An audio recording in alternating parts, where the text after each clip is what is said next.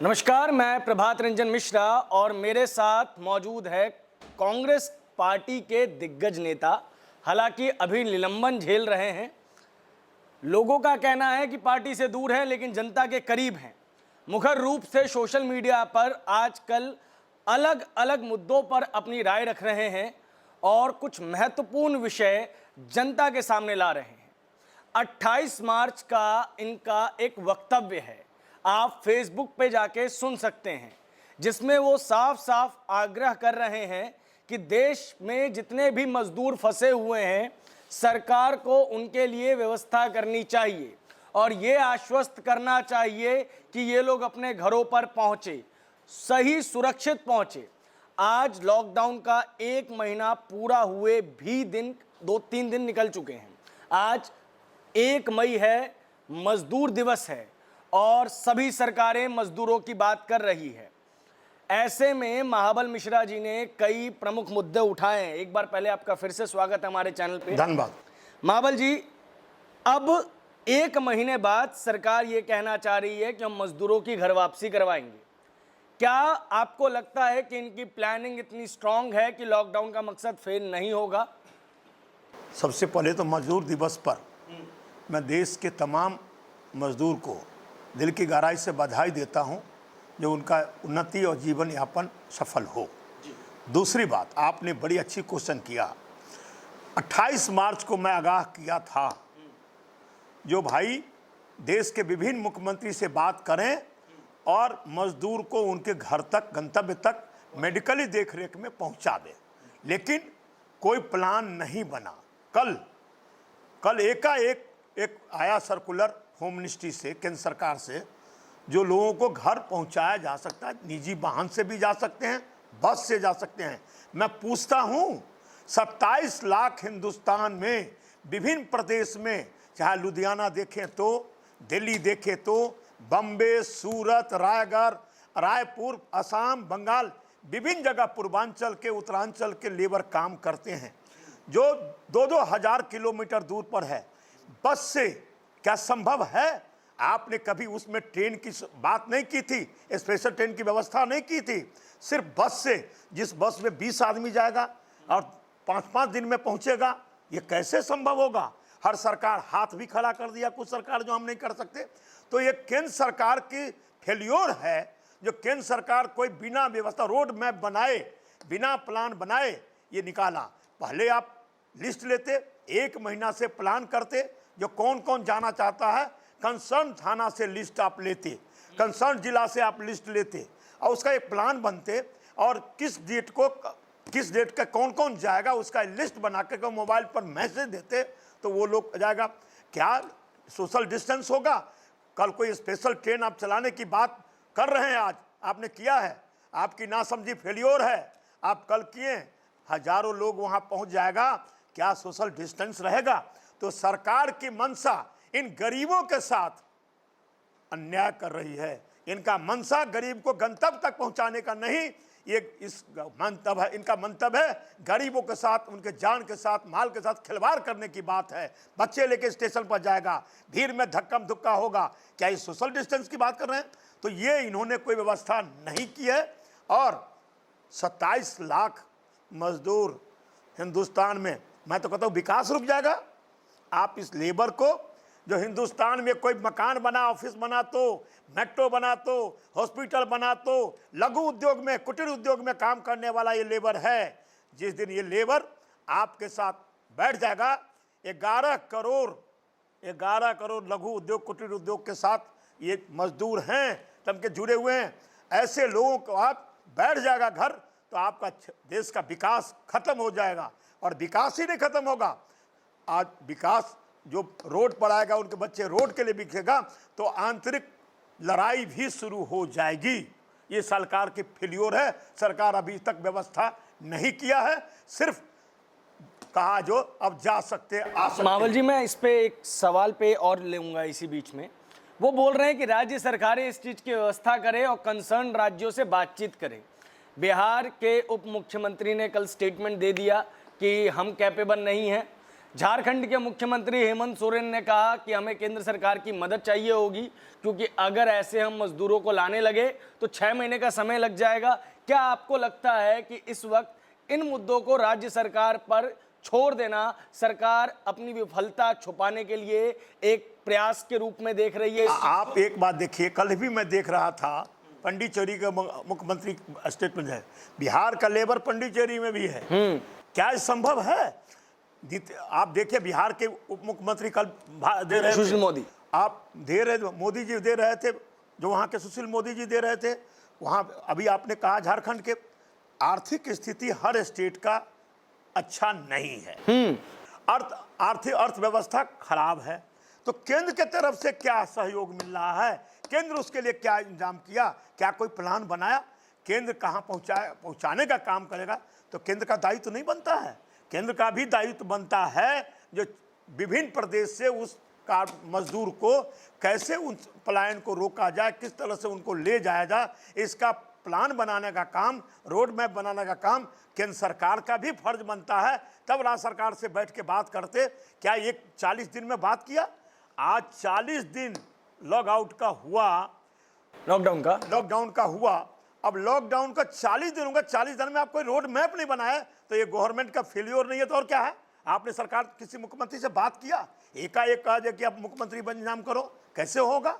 आप प्लान बनाते, मुख्यमंत्री से वीडियो कॉन्फ्रेंसिंग करके प्लान बनाते, रोड मैप बनाते, जो मुख्यमंत्री कैसे सक्षम होगा, किस तरह से केंद्र मदद करेगा, किस तरह से राज्य मदद, समन्वय बनाते। आपने तो कोई समझ में नहीं, तुरंत की फरमान जारी कर दिया जो राज्य सरकार उसको अपना व्यवस्था करे। हम कहते हैं राज्य सरकार कुछ लोगों को ले भी जाएगा। मैं आप देखता हूँ जो कोई ले जाएगा, जहाँ फंसा हो ले दिल्ली में 40 बसें भेजी गई हैं कोटा स्टूडेंट्स को वापस लाने के लिए, लेकिन पूरे मजदूर को हिंदुस्तान से अपने प्रदेश में, अपने प्रदेश में पहुंचाना राज्य सरकार का काम नहीं है। ये केंद्र सरकार का बिना सहयोग दिए। बस की जगह ट्रेन अच्छा विकल्प होता या नहीं होता? देखिए कल की जो निकाला था, उन्होंने पॉइंट निकाला था, उसमें कहीं स्पेशल ट्रेन की बात नहीं। लोगों का डिमांड है पहले ही इनको स्पेशल ट्रेन गंतव्य स्थान तक देना चाहिए था। जो भाई आपका जैसे राजधानी पटना है, जैसे राजधानी रांची है, जैसे यूपी लखनऊ है, आप ये करते थे गंतव्य स्टेट में आप राजधानी में पहुंचा देते तो वहां के स्टेट, वहां से फिर राज्य सरकार अपनी अपनी उनको गंतव्य तक वहां के मुख्यमंत्री का काम होता था अपने अपने स्टेट में जहां जहां जाना वहां भेज देता। आप एक स्टेट में भेज तो देते, आपने कोई काम नहीं किया और सिर्फ कहते हैं। तो मैं समझता हूं ये पूर्वांचल और ये लेबर, चाहे उत्तरांचल को, चाहे जिस प्रदेश का हो हिंदुस्तान का, ये लेबर के साथ, ये मजदूर के साथ और ये इनके साथ अन्याय है और केंद्र सरकार का टोटल फेल्योर है। गरीब तबके के ऊपर आज भी ध्यान नहीं दिया जा रहा। 40 दिन थे लॉकडाउन, दूसरा जो है 2 दिन में समाप्त हो जाएगा। 3 मई तक लॉकडाउन के दूसरे चरण के समाप्ति पे आ जाएंगे हम। और पहली दृष्टि में देखने में ऐसा लग रहा है कि अभी हम लॉकडाउन खोलने की स्थिति में तो बिल्कुल नहीं है। कुछ महत्वपूर्ण सवाल है महाबल जी। इन्हीं दिनों में अमेरिका ने 61 लाख टेस्ट किए हैं। पाकिस्तान जो हमसे बहुत पीछे है, हम लगातार, हमारे देश का मीडिया हो या बड़े बड़े नेता हो, अपने आप को पाकिस्तान से कंपेयर करने लग जाते हैं। पाकिस्तान ने पर मिलियन पे 788 टेस्ट किए हैं, हम इन दोनों से पीछे हैं। प्रभात जी 632 टेस्ट मात्र 1 मिलियन पे। टेस्टिंग की बात कहाँ करेंगे? आप एक बात देखिए, हिंदुस्तान में अभी फिजूल खर्च करने की क्या आवश्यकता है? आप 20,000 करोड़ से पार्लियामेंट बनाने जा रहे हैं, 125 करोड़ सवा लाख करोड़ के आप बुलेट ट्रेन ला रहे हैं, आप बहुत सारे खर्चे, आप 30% कटौती करिए। ये क्या जरूरत है अनाप शनाप खर्च करने का?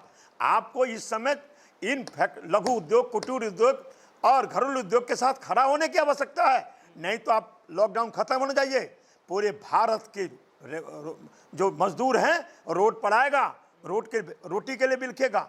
तो इन्होंने सिर्फ और सिर्फ 40 दिन में, 50 दिन में भाषण देने का काम किया। कभी इन्होंने प्लान बना के काम नहीं, मजदूर के हित की बात नहीं किया। मैं आपसे पूछना चाहता हूं, आप 68,000 करोड़ चंद माने समझते हैं व्यवसाय का बात राइट ऑफ करने की सोचते हैं, लेकिन 65,000 करोड़ जो लगेगा, जब कल आरबीआई के पूर्व गवर्नर बता रहा था जो 65,000 करोड़ की लागत से ये मजदूर तबके के लोगों को सहायता की जा सकती थी और लघु उद्योग का पैकेज से काम किया जा सकता। तो आप इस देश से निकल जाए, हॉस्पिटल बनाइए, आप हॉस्पिटल बनाए नहीं, किट कोई प्रॉपर नहीं आ रहे, आप इस तरह की व्यवस्था करके नहीं सिर्फ भाषण देते हैं और अपने नाम के लिए विभिन्न अनाप शनाप खर्चा करते हैं। सिर्फ भाषण देने से काम नहीं चलेगा, प्लान चेकआउट करने की आवश्यकता है और फिजूल खर्ची जितना प्रोजेक्ट है सौंदर्यीकरण का उसको ख़त्म कीजिए। पहले हॉस्पिटल में आप लाइए, हमारा किट लाइए, हॉस्पिटल डॉक्टर को आप देखिए तो कितनी बड़ी शर्म की बात है। इस जो आज परिस्थिति में है, सेंट्रल गवर्नमेंट या स्टेट के सेंट्रल गवर्नमेंट की डीए काट दिया गया, इवन दो सेना या पेंशन उनका भी डीए काट दिया गया है। अब मैं इसी से एक सवाल लेना चाह रहा था, जब सेना के अंदर ये कटौती की गई तो सेना के अंदर या सरकारी नौकरी में ये कटौती की गई तो एक बहुत बड़ा वर्ग बहुत खुश हुआ, लेकिन आपको नहीं लगता कि ये कटौती कर देना प्राइवेट उद्योगपतियों के लिए सीधा सीधा रास्ता खोल देना है कि अगर सरकार अपने भत्तों में कमी ला रही है तो हमको भी कमी लानी होगी। आज हमारे पास कई ऐसी खबरें आ रही हैं जिसमें जो छोटे उद्योग वाले मालिक हैं वो अप्रैल महीने की तनख्वाह देने के बाद लोगों के हाथ जोड़ रहे हैं। ये लॉकडाउन कितना लंबा जाएगा हमें पता नहीं है। मैं पहले ही कहा, जो अभी लॉकडाउन के वजह मजदूर जनता रोड पर आएगी, मैं भविष्यवाणी करता हूं। लेकिन आप एक बात कहिए, ये मैं कहता हूं अभी से प्लान बनाना चाहिए। आर्थिक स्थिति देश का चरमरा गया है, आप अभी से प्लान कुटीर उद्योग लघु उद्योग के साथ प्लान बनाकर इसको पैकेज देने की बात कीजिए, जिससे कि देश की जनता को राहत मिल सके और उसके नौकरियां मिलेगा, आपका प्रोडक्शन चालू होगा, निर्यात होगा, जीडीपी आपकी बढ़ेगी। उस पर प्लान आप कभी किए नहीं है, बल्कि भाषण देने के सिवा चंद उद्योगपतियों का आप राइट ऑफ करने की बात करते हैं। आप सेना जो 24 घंटे काम करता है, डॉक्टर, पुलिस, जो भी डिपार्टमेंट है, कोई भी सरकारी अधिकारी बहुत मेहनत से काम कर रहा है इस आपातकाल की स्थिति में, और उसका डीए काट देना।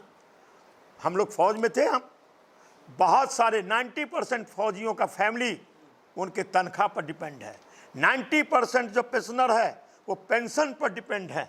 आप उसको डीए काट के उसको क्या सजा दे रहे हैं, और चंद दोस्तों को आप बड़े बड़े लोन राइट ऑफ कर रहे हैं। क्या दे रहा है, आप देश को क्या दे रहे हैं, जनता को क्या दे रहे हैं? माहौल जी, अगर कुछ सवाल लेंगे हम आपसे। आपने अभी कुछ दिनों पहले स्वास्थ्यकर्मी जो कि हमारे ही क्षेत्र के थे, वो इस बीमारी के कारण जिनकी मृत्यु हो गई, उनके लिए डिमांड की थी कि सरकार जो है उन्हें उचित धनराशि दे ताकि उनके परिवार को, सफाई कर्मचारी थे जिनकी मृत्यु हो गई थी, उचित धनराशि दी जाए ताकि वो लोग अपना जीवन यापन एटलीस्ट कर सके। आपको लगता है कि उन नीतियों के ऊपर भी सरकार को जोर देने की आवश्यकता है? अभी सरकार से मैं तो ये कहता हूँ, जो प्रॉपर एमसीडी के सफाई कर्मचारी जो काम करते हैं, किट नहीं है। हाँ, बिल्कुल नहीं है। पीपी किट नहीं है, सेफ्टी किट नहीं है, वो सफाई कर्मचारी करते हैं, उनको मैं नमन करता हूँ। 2 सफाई कर्मचारी का मौत हुआ है 238 वार्ड के ई में और 55S में 2 सरकारी कर्मचारी का मौत हुआ। उसको उचित मुआवजा की बात करते हैं, बहुत सारे क्वारंटाइन में हैं उसकी बात करते हैं, आप स्वास्थ्य कर्मियों की बात करते हैं, लेकिन आप डीए काट के उसका मनोबल क्यों तोड़ रहे हैं? आप अभी मनोबल तोड़ करके वो काम से हिचक रहा है। तो मैं समझता हूँ सरकार को नियत पर हमको डाउट है। ये कोरोना से लड़ाई लड़ रहे हैं, उसमें देश जनता आगे है, सरकार पीछे है, जनता स्वयं। अरे भाई, सब चीज़ जनता ही करेगा। मैं समझता हूँ इस समय देश की जनता को मैं धन्यवाद देता हूँ जो सोशल डिस्टेंस भी बना के रखे हैं, अपने प्रॉपर अपने बिल्कुल सही कह रहे हैं, लेकिन एक चीज है, एक समय आएगा लेकिन मावल जी, जनता कर रही है। हाँ। सरकार के आदेश का पालन किया, जनता को मैं बधाई देना चाहता हूँ। हाँ। मैं प्रधानमंत्री को बधाई देना चाहता हूँ जो आपने लाया ये चीज, लेकिन मैं कहता हूँ ये जनता के साथ धोखा नहीं करो। प्रधानमंत्री जी आप डीए मत काटिए लोगों का, आप प्रॉपर किट बनाइए और जो लोग मरते हैं इस लड़ाई में उसको उचित मुआवजा दें, और लघु उद्योग कुटीर उद्योग के साथ आप नहीं खड़ा होंगे तो आपके देश का आर्थिक स्थिति चरमरा जाएगा और भारत 20 साल 25 साल पीछे चली जाएगी और लोग रोड पर आएगा, आंतरिक सुरक्षा भी दिक्कत में आएगी। दिक्कत यही आ रही है मावल जी कि लोगों ने लॉकडाउन का पूरी तरीके से पालन किया, किसी के जनता घर को में बधाई देता हूं। मात्र एक व्यक्ति कमाने वाला है, किसी के घर में मात्र 2 व्यक्ति कमाने वाले हैं, परिवार बड़ा है, सैलरी है नहीं, पैसे है नहीं, आगे कैसे गुजारा होगा? क्या सरकार को उन लोगों के बारे में नहीं सोचना चाहिए जो नौकरी पेशा है? और सबसे जरूरी बात, जो उनको सैलरी देने वाले हैं, छोटे इंस्टीट्यूशंस। आज चूंकि जिस क्षेत्र में हम लोग हैं वो कोचिंग इंस्टीट्यूशंस का गढ़ है, वो कोचिंग इंस्टीट्यूशंस वाले परेशान हैं। वो टीचर रहा है, वो कभी रोड पे जाके खाना नहीं ले पाएगा, कभी राशन नहीं ले पाएगा, क्योंकि उसके अंदर का आत्मसम्मान उसे इस चीज़ की इजाज़त नहीं देता। लेकिन हज़ारों रुपए रेंट पे करना है, स्टाफ को सैलरी देनी है, उसको ये भी नज़र नहीं आ रहा है कि क्या इस साल के अंदर उसका मैं धंधा चालू होगा। एक शब्द में कहता हूं, एक गरीब जनता, गरीब मजदूर, आम जनता के साथ गवर्नमेंट मैं समझता हूं अन्याय कर रही है, कोई प्लान नहीं बना रहा है। भविष्य आम जनता के साथ भविष्य में क्या बीतेगा आप देखेंगे कुछ दिनों के बाद। मैं भविष्यवाणी करता तो नहीं हूं, लेकिन समय बताएगा प्रभात जी, जो भविष्य में आप देखेंगे जो लोग रोड पर उतरेगा और सरकार के लिए खतरा साबित होगा। आपने अपनी सारी बातें मुखर तरीके से रखी। एक जो अंतिम सवाल है, जिस क्षेत्र से आप निगम पार्षद भी रहे हैं, विधायक भी रहे हैं, सांसद भी रहे हैं, आज आपके घर के बहुत करीब कोरोना का पहला मरीज मिला है। अब तक द्वारका मुक्त था कोरोना से। रोहित नाम है, बताया जा रहा है, फिलहाल झज्जर के जो क्वारंटाइन देखिए, सेंटर रोहित उसमें है। कश्यप उसका नाम है। हाँ, और फ्रूट का वो दुकान करता था। कल दीनदयाल हॉस्पिटल में उसका कोरोना पॉजिटिव का पता चला। रात में मैं उससे बात किया था, वो घर आया था, तो मैं डॉक्टर से भी बात किया जो घर ना भेजें, क्योंकि 50 गज का प्लाट है, उसमें 11 आदमी रहते हैं।